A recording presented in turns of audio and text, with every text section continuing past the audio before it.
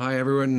You're very welcome to the September edition of our Inside Historic Houses webinar series. This is a quarterly series that we're starting as the European Historic Houses NextGen board. My name is Thomas Emmett. I'm the vice coordinator. I'm based in Ireland with the Historic Houses of Ireland. So this edition of Inside Historic Houses is about weddings.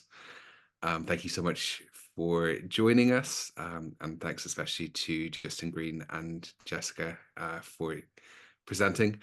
What I'll do now is I'll go first to Justin Green of Ballyvolane. And yeah, Justin. Thank you very much, Tommy. Can everybody hear me okay? Great. So what I'm going to do now is just share the screen with you, just to show you our website. Okay, so I live in County Cork in Southern Ireland, and I live in an own Ballyvolane house, and we operate mainly in the hospitality space. So when I grew up at Ballyvolane house, my father was a dairy farmer, and that was a financial disaster. So we very slowly transitioned into hospitality in the 1980s and 1990s, and I was shipped off to hotel school. And I worked, after graduating from hotel school, I worked in Hong Kong and Indonesia, Dubai, UK. And before I moved back home, which was in 2004, I was general manager of Babington House in Somerset, which is part of Soho House Group. My wife is a hotelier. We actually met when we were both working for Mandarin Oriental in Hong Kong.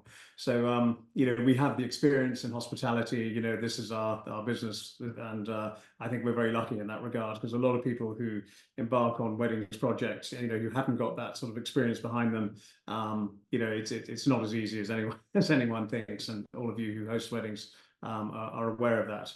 So, we are quite small in terms of accommodation. We only have 6 bedrooms in the main house, but we also have glamping on site as well. And we have arcs and bell tents, and they're terrific for, increasing the number of rooms available on site. So we can sleep about 35, 40 people on site. And then in the main house, we just have 6 rooms, so we would have 12 people. Usually the bride and groom and the parents and family stay in the main house. We do all our catering on site, so we have our own chef. We run the service. My wife and I are running the service on the day, so we're very hands-on, and that's part of our promise to bride and grooms who book with us. We don't do that many weddings every year. We probably do around 15 to 20. We did 1 year, we did 38 weddings, and it nearly killed us. So we had to pull back, and it's a very exhausting activity. And you're up at 6:30 in the morning, and you're running all day till 3 o'clock in the morning. So we find we do as many as we can, and we want to enjoy what we do, and we don't want to burn our staff out either. So I think it's important not to, but for us anyway, in our context, not to do too many. And so we do most weddings and weekends in the summer. We would have a wedding, and then we do the odd small wedding midweek. So we do about 15, 20 every year. And in addition to weddings, we open the house like a small hotel. So we would take bookings in between weddings. We do events. We have team building from corporate groups coming in. And so it's a very varied, very sort of business model. But weddings would represent about 70 to 80% of our total revenue. So it is very important to the well-being. We don't really farm anymore. We have a small farm, but it's not a money spinner. It really just supports everything we do in the house. We grow a lot of vegetables and fruit, and we keep pigs, and everything we grow ends up on the menu. And it's very much our sort of ethos, where we employ a sort of farm to fork philosophy, and that's really appreciated by couples who choose Ballyvolane House as a location for their wedding. We also have a gin distillery on site where we make a gin called Bertha's Revenge. So that's all big part of our narrative and great for marketing. And every wedding that we host, all the guests would get stuck into cocktails the night before and during the wedding. So it's a lovely thing to be able to offer our guests. And just with the weddings themselves, we have ceremonies in the woods mainly, in the weather allows, but Ireland being Ireland, we get a little bit more rain than the south of France or Italy. So you need a plan B. And this is our plan B here, which is it's an old cowshed. and it's very atmospheric, and the acoustics are fantastic. And this is where everybody has the ceremony when it's raining. And then, and if it's a nice day, we have ceremonies outside in the woods or by the lakes or in the garden. There's a nice photograph of the woodland setting. And then, the rundown on the day would be, they would have a dinner the night before, the rehearsal dinner just with family, usually 25, 30 people. And then on the wedding day itself, the wedding ceremonies would start around 3 o'clock. And then after the wedding ceremony, you'd have a drinks reception in the garden or in the house if it's raining. And that would last about an hour and a half. And then after the drinks reception, everyone moves down to the dining terrace, which is this structure here. And this is something that we built. I'm trying to get a better photograph of it. Yeah, that's it there. And it's this is something we constructed in 2011, and it's basically it's a building that's attached to an old stone barn, and we can sit up to 140 people very comfortably on long tables or round tables, and this is where the meal it takes place. And then in the barn itself is where the dancing, and there's a really cool bar there as well. And yeah. And then it's very important to have your availability online, because they can see at a glance what weekends are available throughout the year. So, I can just show you there our availability. This is something we only did recently. Before, the couples would have to send an email and inquire what dates had available, but it actually wasted quite a lot of time for them and for us. And it's just great for our potential wedding couples to see what dates are available, and then they can, really get in contact and ask us to reserve the weddings. And one of the reasons we started doing weddings, because in Ireland, tourism is very, very seasonal. It's very busy, sort of June, July, August, but then the winter is pure starvation and there's not much going on at all. So, we wanted to try and max out the tourist season, and weddings was one way of doing that. And we also identified a gap in the market, whereas a lot of Irish people used to go to France and probably to Jessica's property to have their wedding, and they go to Italy and they go to Spain, and there were very few of the kind of chateau ambiance offerings in Ireland at that time, and all the Irish people used to get married in a big hotel. So we really identified a gap in the market, and we did very, very well. And we've really sort of become a destination wedding for Irish people, as well as a lot of Americans. There's a huge sort of Irish-American diaspora, and we would do 3 or 4 weddings every year from the US, and they're excellent spenders, and they fly the whole wedding party in from the US. It's important to have quite a lot of accommodation in not just on site, but in the local area. And we're lucky in where we are. There's a lot of Airbnbs and hotels, and we also provide transport for the wedding groups. And so when the bar closes at 1:30 in the morning, they can all get onto the minibus and get taken back to their hotel safely, and they don't have to worry about ordering a taxi, which don't exist, and they get home safely. And then on day 2, we quite often have a revival lunch. So, not the entire wedding group. You have maybe 70 or 80 people who come back and have lunch on the Sunday, and stay in the bar and have some traditional Irish music, and then they all check out on Monday. So most of our weddings would have a minimum 2-night stay. Sometimes they stay 3 nights, sometimes 4 nights, but it's mainly 2-night stay, and they have the whole place exclusively. So there's no other business being carried out during the wedding, and that's something that people really value, that exclusivity, that there's no other people coming in during the course of their wedding.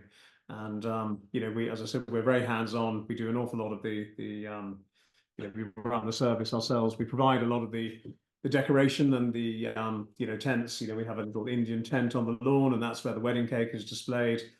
We have sun loungers, blackboards. We have all the cutlery, crockery. That's all provided, and that's included in the price. And we're a premium wedding venue, so we charge premium prices, and so the model works quite well for us. We have struggled in recent years with availability of staff. I think, like everybody, I think across Europe, it's been difficult finding chefs, and the housing crisis in Ireland is impacting foreign workers coming, where they want to come and work here, but then they can't find anywhere to live or anywhere affordable to live. So we've struggled finding good staff. We do employ a lot of students who are on holidays from university, and that works really well because they're on holidays just as our wedding season kicks off, and then they all go back to college when the wedding season finishes. And we start getting busy in May, and then June, July, August, September are busy, and then we do a couple of weddings in October, and then that's basically it for us. We do the odd one in the winter, but it's not a popular time in Ireland for weddings. And but that's basically our story. And I'm just going to show you a little video of the house just so you get an idea how it all looks.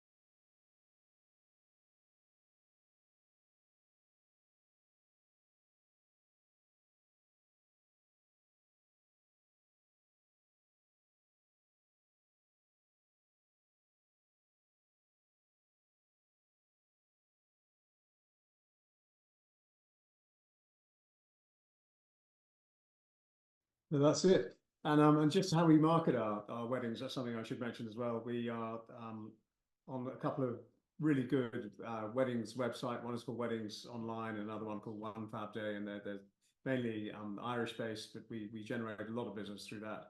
We do a lot of activity on social media. We engage PR companies every now and then to help raise our profile within Ireland, and that all we find is very, very helpful. And Ireland is such a small place, and everybody knows everybody, so word of mouth is a very important marketing tool as well.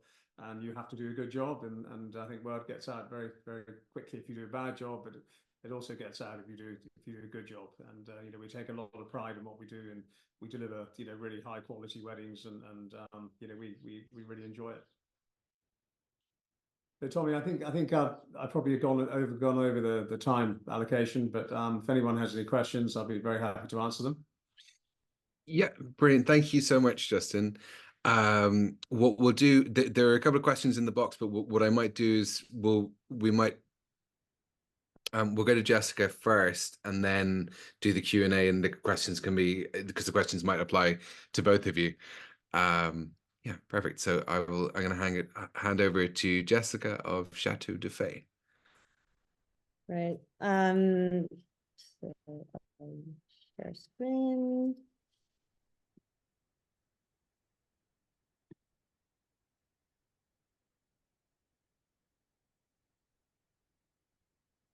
Cool. Can you see it in big? Yep.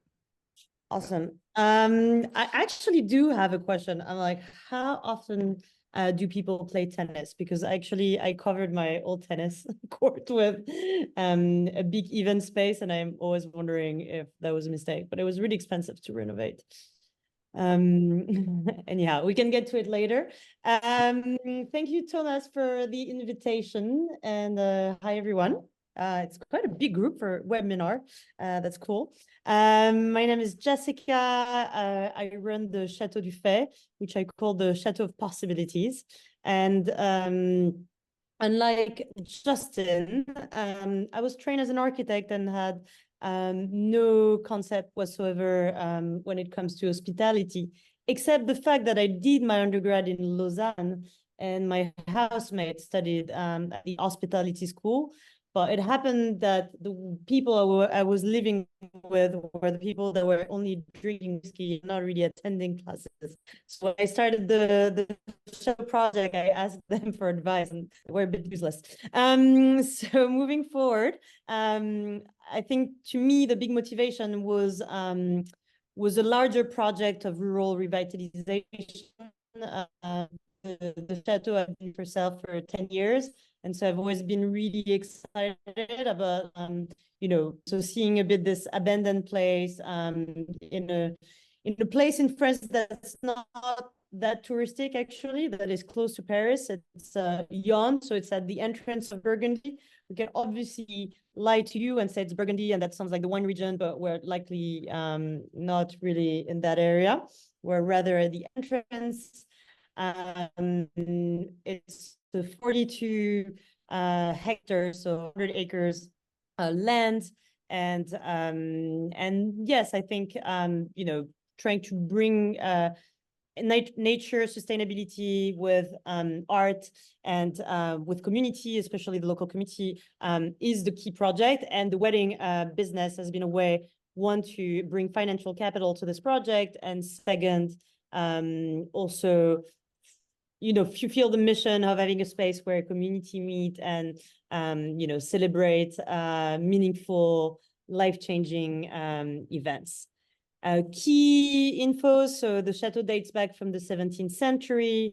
It was a cooking school in the 80s. I bought, and with some helps, and started the project in 2017 for 10 years, and it was never open to the public before. So we're the first people also to open it for heritage days, or we do a lot of we do a hag hunt and things like that. And ZRR means Rural Zone of Revitalization. So that was also helpful when it comes to starting a business locally, where we got a little bit of tax help at the beginning of the project. So top left, you see the logo of the company, and then you have the different projects. But obviously today I am focusing on the business part. And in terms of events, we do 40 events per year.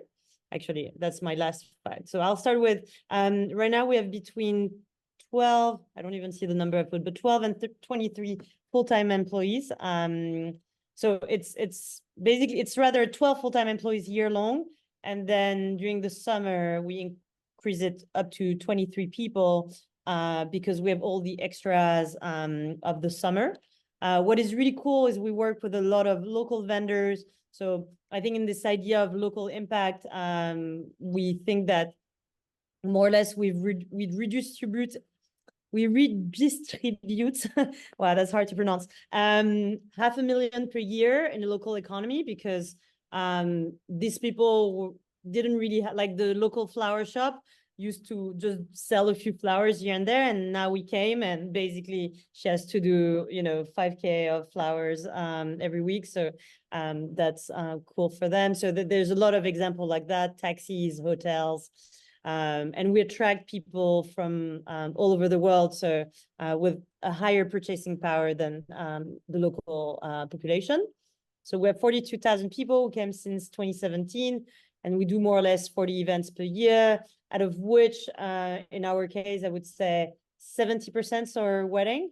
And in terms of revenue, year long, 60% is thanks to wedding, because we also do in the winter this co-living project that brings 1/4 of the revenue. Obviously, the start of the project, as an architect, we enjoy renovation. So that was obviously the key thing was to have the place ready. And I would say that it's easier to make a space. In our case, it felt easier to make it ready for wedding than for team retreats, because corporates, like they require a higher standard of, you know, activities. Like they would want a tennis court and I mean, not necessarily, but also places to have really good meetings and things like that. And it was easier on our end, I would say, to play on the natural beauty of the space, which was already there in many ways. And then it was just like furnishing the place. And in our case, we decided, and I think one of the stance is a place that is 400 years old, but that it looks towards the future. So we assume a mix between modern and old. When it comes to spaces that people use, we have some spaces move a lot, and I think that's a strong asset at Château du Fait, is that, you know, if you look at the picture, you can actually be outside in many different locations. But the ceremony, the tree is, I would say, 80% of the time the winner, unless they go to the local church or they're a bit more hippie or wacky and they decide some other location. So we're lucky to have these 400 years old trees.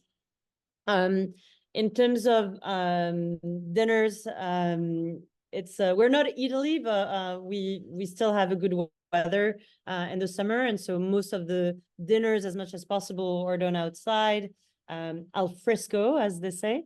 But we also put in place this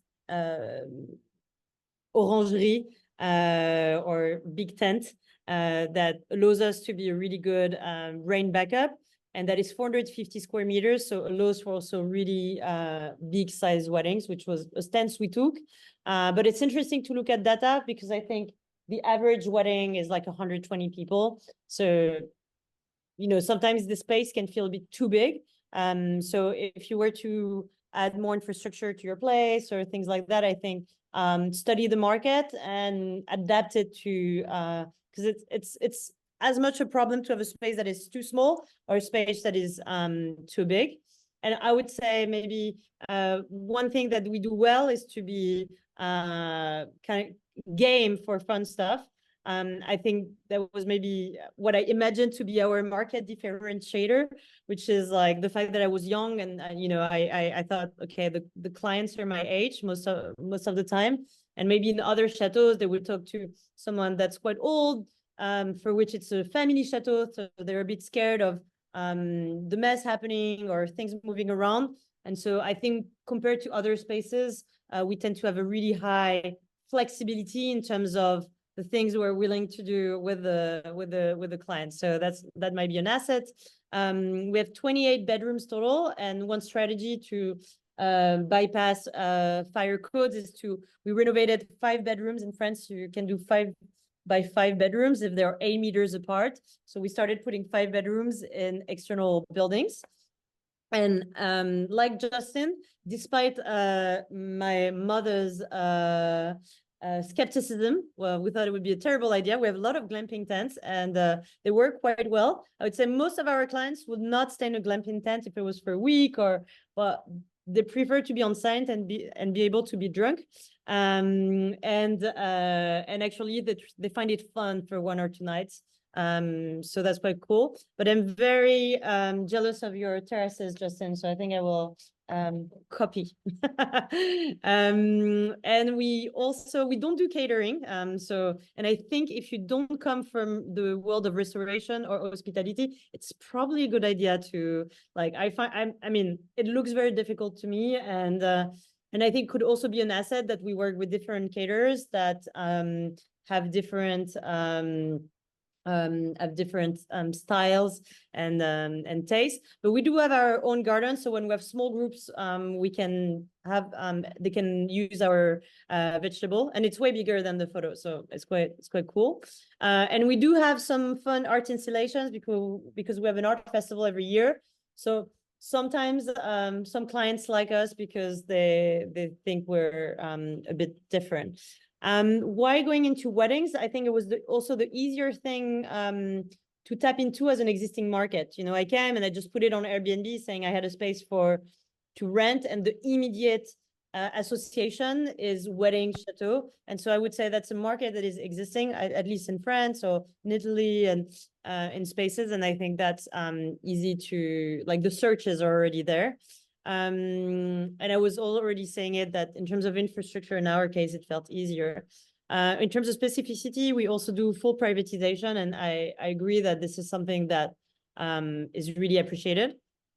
And I think our asset as well is the number of staff. So we offer coordination services for foreigners who are lost with we're really famous in France for our charming client service skills. And so sometimes it's nice to have intermediates.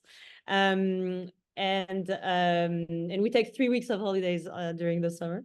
We also have a lot of staff to move things around, so that makes it helpful if people want to make it really memorable and do the cocktail somewhere else than the dinner, somewhere else than the brunch the next day.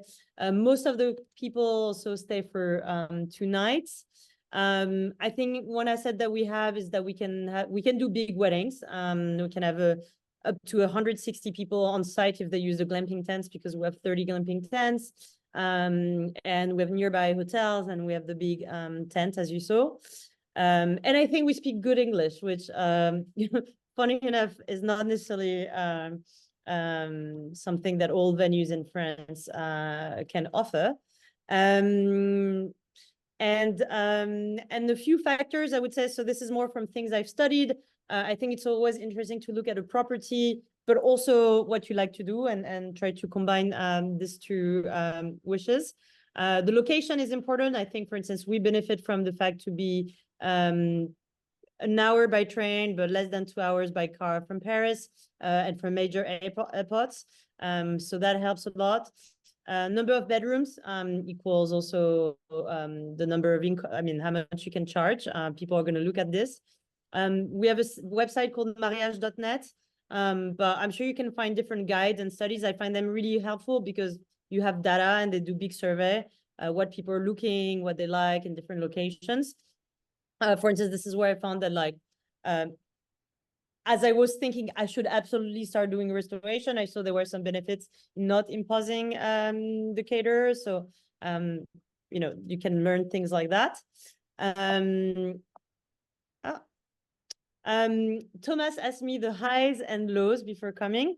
I think the sacredness of weddings is quite beautiful. And I think I'm definitely still sometimes catching a ceremony and I might like cry even if I don't know the people. So I think there is still something beautiful in being the place they will always remember, because it's one of the most meaningful events in their lives. And I think being in service of that is feel purposeful.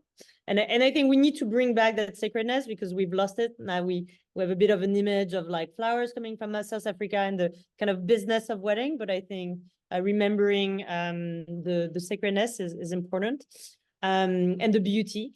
I think we also get free photos, and that's great. So then we have beautiful pictures for the place.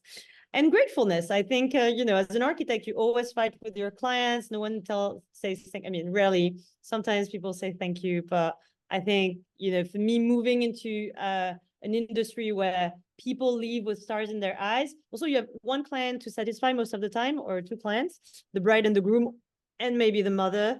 But then all the other people came for free. And so they were more than grateful. And so you just leave with a wave of thank yous, which is great. When it's come to the lows, I would say sometimes the mess, it can be, cigarettes butt and things like that. So I would say, if you're really precious and about the space, maybe think where you want to have the guest. One-time customer, I would say that's a low when it comes to business, because, team retreats, they will come back. Hopefully for the brides and groom, we hope they don't come back, unless it's a 10 years wedding anniversary. And it can be a bit repetitive. So that's why we like to have fun and put things in the forest. But I think when it becomes a little bit like, okay, we've seen X cocktails parties, it can be a bit tiring. But voilà. in sums, this is what's up at Château du Fait, and obviously come visit anytime. Love to welcome you. Brilliant. Thank you, Jessica. Those are two really interesting presentations, different and similar, I guess, in the same way. I'll go to the questions that are there so far.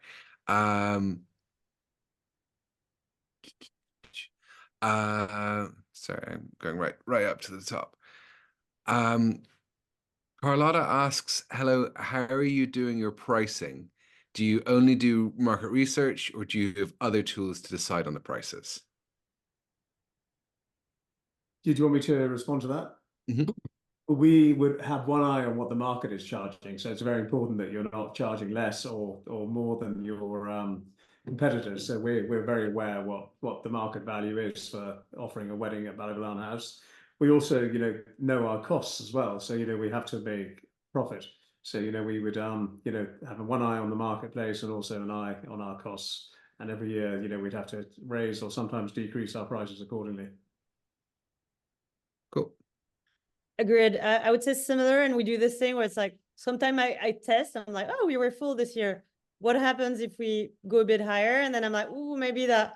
And then I like decrease a little bit, like so. I play a little bit with that, but now we kind of stagnated. At the beginning, I because I was learning, I thought it would be better to be a bit, lower than what we could be, and then learn, and have people being grateful no matter what, and then you start, you can start increasing because exactly you get confidence in your value as well. Did you both find, just as an additional question to this, during COVID, when you were able to host weddings, did your prices have to come down, or could you, because it's obviously there's less people coming to the weddings, but the venue hire is still kind of the same. How did you both deal with that?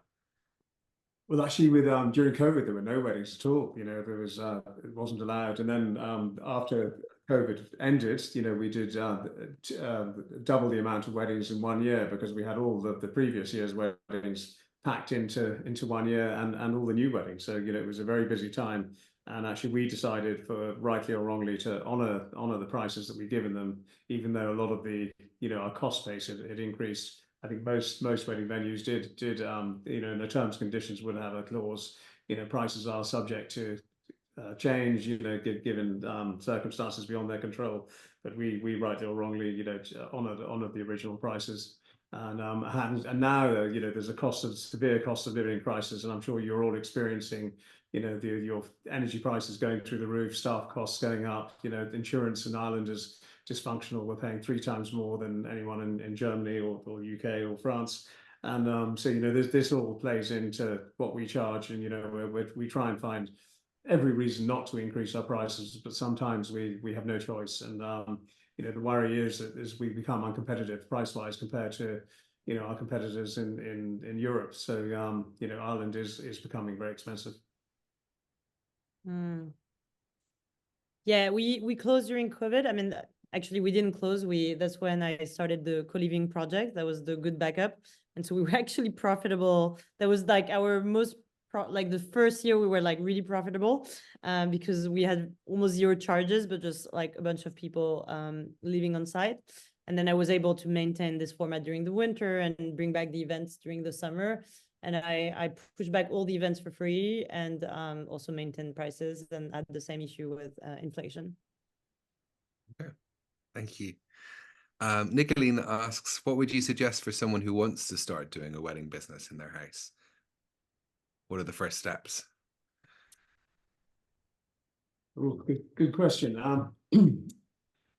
Well, I think if you haven't got experience in hospitality, is farm out the catering. That's an absolutely essential thing. And but also make sure that you have control on what caterers they use, because if the food is very bad, it will reflect very badly on you as a venue. So make sure that whoever does the catering is doing a good job. And ask for help. Talk to people who like me, and Jessica and other people who have a lot of experience in weddings. You know, I find people are very generous with their time and knowledge, and you know, I'm very happy to share, you know, my wedding proposals. I can send you lots of information, and you know, and how we go about it, and that's really a one-on-one conversation. So very happy to discuss that with you separately. Yeah, I actually did like so it was more for team retreats, but I have a friend who started this company called Château in France. They run 70 chateaus with like corporate retreats, and it allowed me to do like a 1 week internship there, and it was really useful. So I mean, if anyone is wants to just come for a week or 3 days, I think you can see a lot on the ground. But otherwise, I mean, in my case, I was a bit naive, but I think if you're not naive, you don't start things, and you just learn as you do. But at least what is good is it's not rocket science. I think something to feel better could be to potentially partner with a wedding planner or an organizer at the beginning who has experience of working with a lot of venues and could guide you in what they prefer. In the long run, I'm not saying wedding planners are necessarily very useful, but but at least for the beginning, I think could be. Brilliant. And then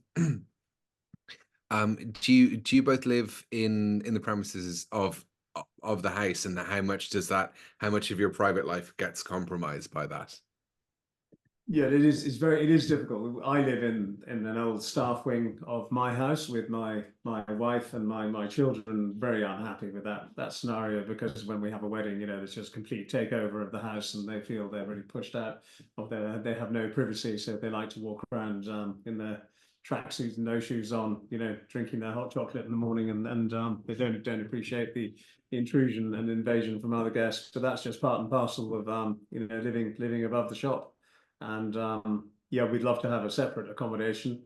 And yeah, my poor wife doesn't have a homey kitchen either. We have a very ugly industrial kitchen, which we use for cooking food for our guests.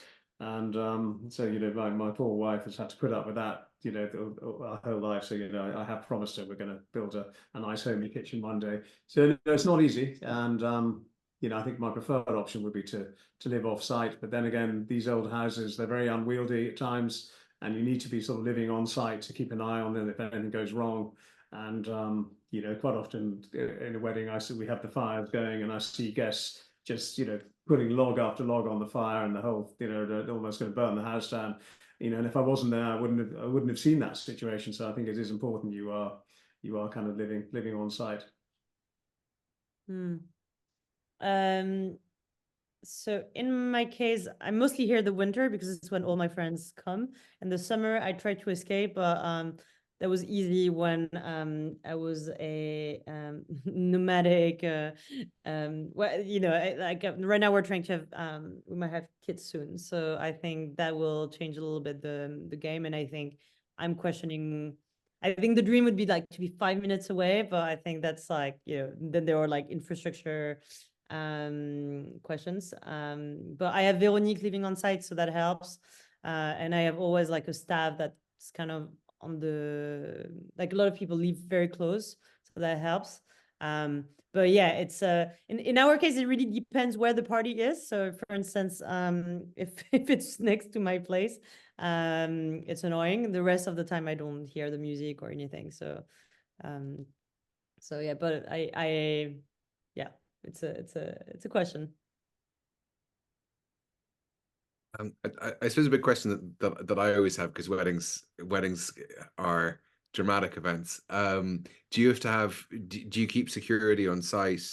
And then also, how do you deal with the sort of, it's not always the bridezilla, but the person that is causing the drama within their own wedding.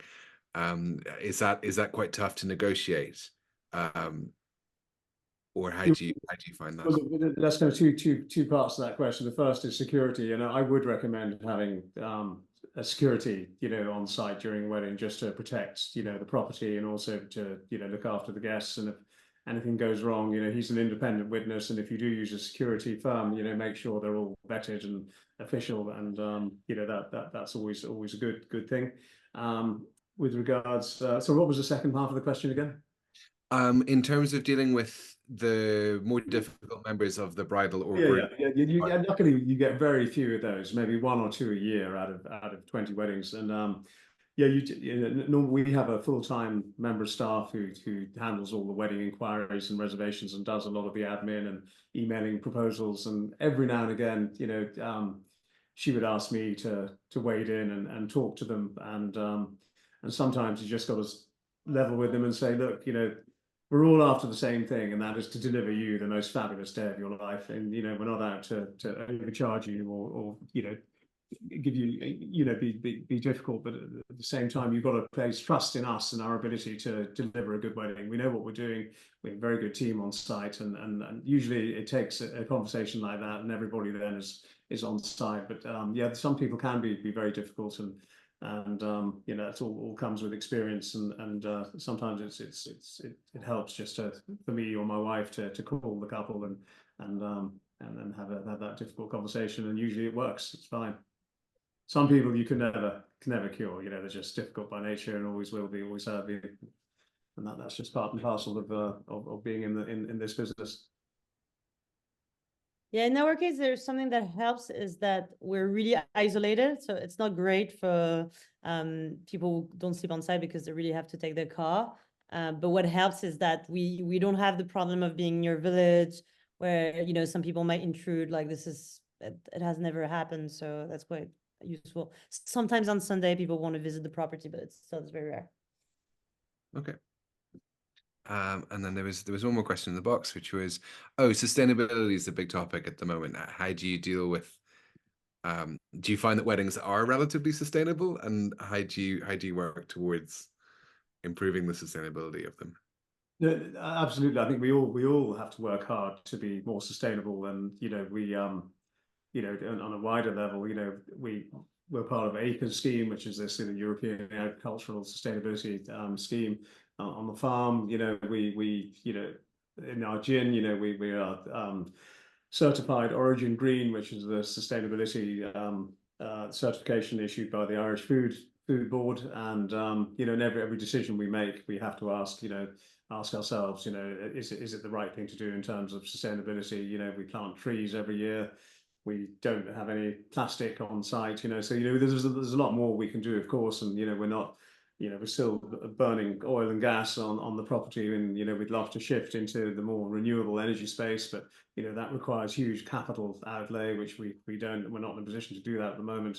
But yeah, and more and more couples are asking those sort of questions, and our straws are all paper now. We don't have any plastic straws, and one time we had recycled straws that looked like plastic, and they gave us dodge abuse. And I said, no, they're not actually plastic. They're actually recycled material, but they look like plastic. So we have to deliver a sustainable narrative and actually follow that up with actions.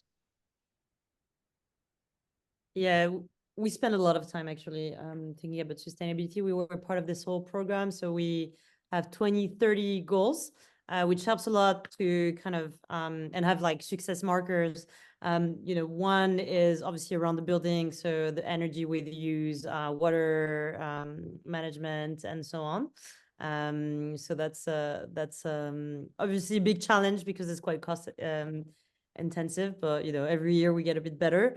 I think the second is around local vendors. How do you also embark the vendors? So there are vendors we love, but they had no consciousness whatsoever, like around like recycling and things like that. So we really educated them, and so now they kind of fit our standards, and it's an ongoing process.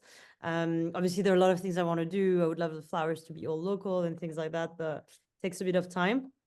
I think also communication, like how do we do a lot of programs with the local community. We have a full nonprofit on sustainability, but also how do we communicate that, and how do we bridge between the business and the nonprofit's activities is a ongoing question. And then the last thing I would say is I think the biggest problem in our case is external carbon footprint issues, like people flying.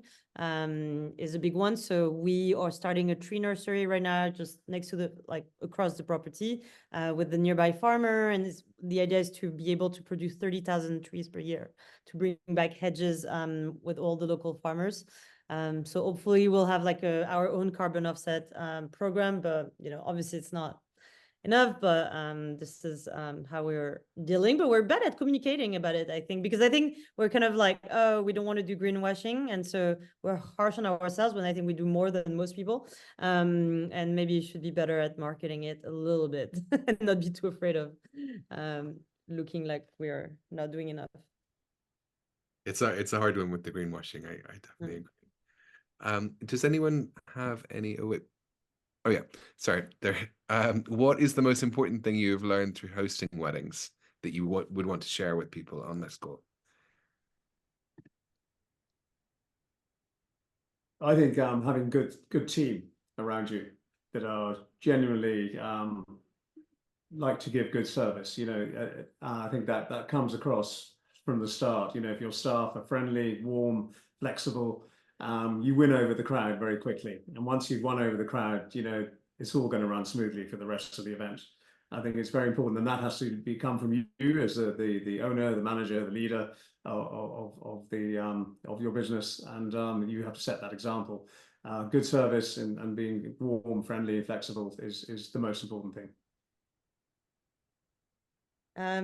Yeah, I think it's interesting because I think it will be linked to Justin, but I think not coming from hospitality, it's funny. I saw this TED talk by coincidence.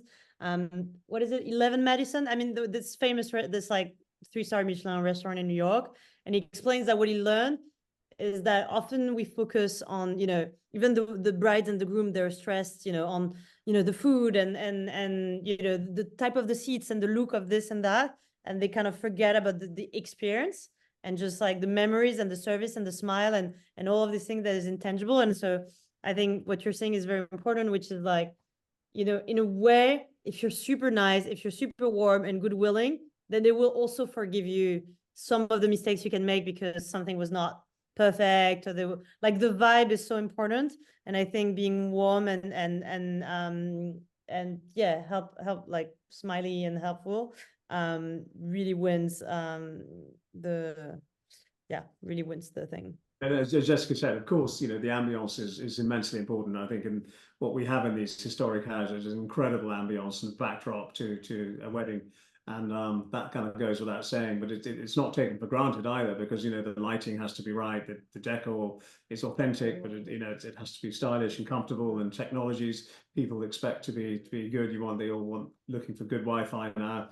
And, so, all these things in the background, people take for granted, but they're all very carefully stage managed. And then if you can top that up with superb service on the day, I think, you can't go wrong. Great. And we have a question. No plastic chairs. No plastic chairs. Yeah, please. I think that's the first thing where people are like, no, I don't need advice. And then I look at the photos and I see ugly plastic chairs outside. This is an easy thing to just add 10 points in the style of your venue. So that's my one advice. Or you could nice, if it's plastic, it has to be nice one, but yeah. Like aluminium or metal. When a wedding is actually happening, what are your own roles during that day? What will you be? Are you on site, kind of navigating things, or how does it work for both of you? Yeah, sure. As I said, my wife and I are sort of running the service, from the morning and right until, and we close the weddings ourselves. And yeah, so it's full on. I do well over 25,000 steps on the day of a wedding. You can look at my phone. And I find it exhausting. The older I get, as I haven't got the stamina that I did 5, 6, 10 years ago. So it's a big commitment. You need to be physically fit and healthy and get a good night's sleep the night before. Yeah, so we would be and we have a big team as well. So they all have their roles on the day, but Jenny and I would be overseeing and running the service, and then we sort of pull back a bit, once the meal's over. That's the important part about getting the food out on time, and then once the bar's open and they're getting stuck into cocktails, we're not there all the time. We have a team there, but we would dip in and out just to make sure everything is running smoothly, and yeah, so we're very much hands on. Who's doing the sales? Are you the one signing contracts, like doing the visits? The visits from the couples. Yeah, people that are inquiring, like, are you... Well, we do some of that ourselves. We also have a full-time lady who does all our wedding. She's our wedding coordinator. She would do quite a lot of that. My wife would do a lot. I'm kind of tied up in the distillery as well at the moment, so I do less of that myself. But between my wife and the wedding coordinator, they would do all the show rounds and admin. Cool. Yeah, I mean, in my case, I think I'm so lazy that I've delegated everything, so I can actually not attend any events at this stage. So it's quite cool. So I used to travel or do other stuff like most summer. The only thing where I'm still really useful is like keeping the vision together. Like people start having team dynamics if I'm not around for too long, for a long time. So like I'm still like, like I'm like a football manager, I still feel like I'm needed for like, okay guys, like we can do it. And I still keep an eye on everything that is like a bit marketing and commercial. And then obviously hiring. So not hiring the sub team, like the main housekeeper hires the people under her, but I'm still, if I have to do hires, like hire new event coordinator or something, I'm still doing that. Otherwise it's pretty delegated and I can, do other stuff. So we've got one final question because we'll have to wrap up in a second. Tennis. Oh, are people using the tennis court? Oh yeah. No. Well, I'll leave time for you to discuss the tennis court. How do you find contacts in terms of like working with freelancers, agencies? Do you use digital marketing, workshops, fairs, B2B events, and open days, or how does that work for both of you? Well, we actually don't we do we don't do any open days. It's all PR and marketing. We do certain amount of paid meta adverts, and we send out a newsletter, not as often as we should, but that's a very effective way. That's statistically shows the highest return if you send out newsletters to people on your mailing list. It's very effective. We as I said, word of mouth is very, very effective in Ireland because it's so small. Everybody knows everybody. We've never had an open day.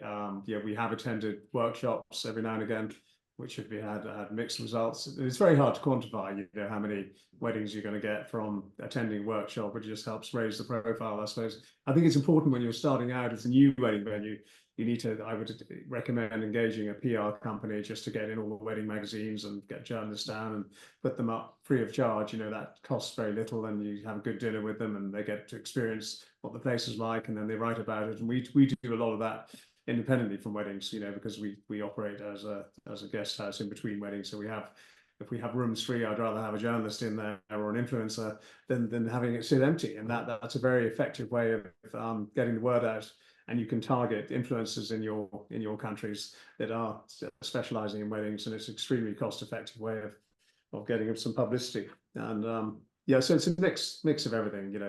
More and more digital advertising, but it's very hard to I find meta adverts are excellent if you have an event on. Like we had Heritage Week in Ireland last week, and we had an open day, and we had we did a meta advert, and you can target the local area and you can target people by interest. And we had 300 people turn up, which was terrific. So that was very effective, and so it works. But just in a general sense, it's hard to know whether you are going to get a big return on your investment. Yeah. Yeah, we don't do fairs. I mean, I did one and then I was like, so it's mostly digital. Like most people find us through Google or through websites. And then vendors, I think we met, with events, and then it's just a small area, so it's quite easy to know. You find it, you quickly know where the caterers, etc.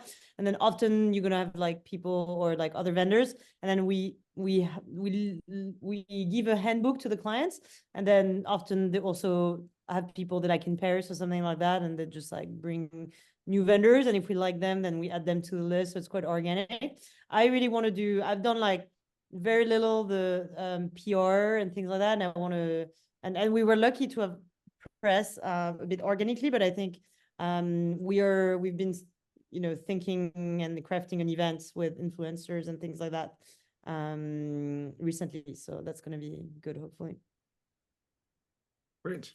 And then this is the final question about the wedding market getting increasingly competitive. How do you effectively articulate your points of differentiation and your kind of unique value that both of your venues would have? Yeah, that's true. That there's a lot more venues opening every year, and the competition is increasing all the time. And that's a challenge we all face. And I think you've just got to be true to your values and continue to deliver really good weddings and high quality and good service.